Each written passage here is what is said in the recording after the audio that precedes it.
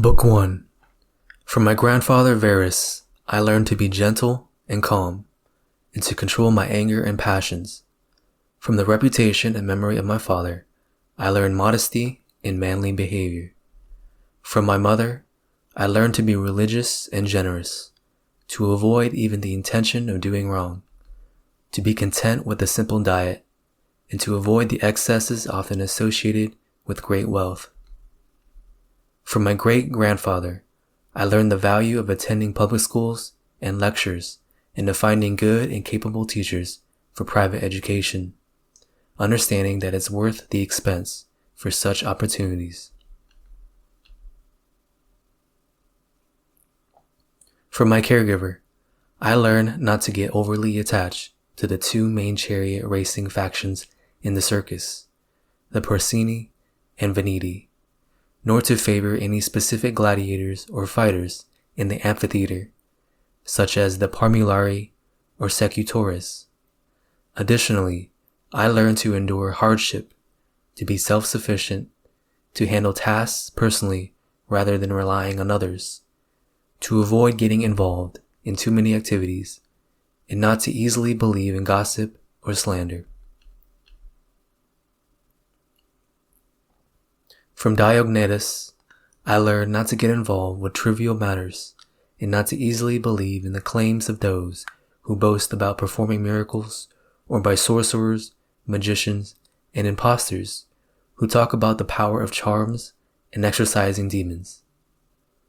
I also learned not to keep quails for gambling or become obsessed with such things. I learned not to be offended by others' freedom of speech, and to dedicate myself to philosophy.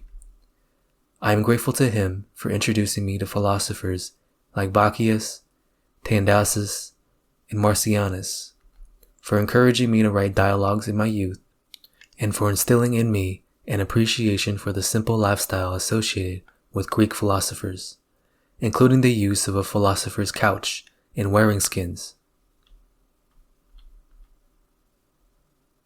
From Westercus, I learned to recognize that my life needed improvement and healing. He helped me avoid the ambition typical of sophists, such as writing treatises on common theories or giving public speeches to promote virtue and philosophy. He also taught me not to show off by trying to appear skilled in physical exercises or by pursuing rhetoric, poetry, and refined language for their own sake. I stopped walking around the house in long robes or engaging in such pretentious behaviors. Rusticus showed me how to write letters simply and without affectation, like the one he wrote to my mother from Sinuessa.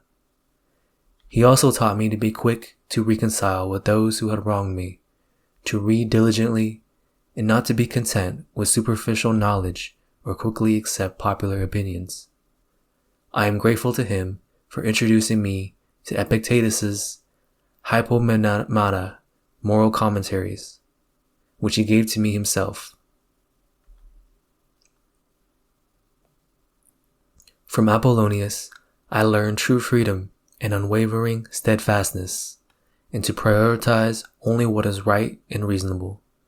He taught me to remain consistent and composed, regardless of the circumstances, whether enduring severe pain, losing a child, or suffering from a long illness. Apollonius demonstrated that it is possible to be both passionate and relaxed, without being irritated or frustrated by the limitations of his students during lectures. He was a living example of a man who, despite his remarkable skills in teaching and persuading others in Stoic philosophy, remained humble about his abilities. He also taught me how to accept favors and kindnesses from friends without becoming beholden to them or compromising my principles. At the same time, he showed me the importance of acknowledging these acts with gratitude, avoiding insensitivity or ingratitude.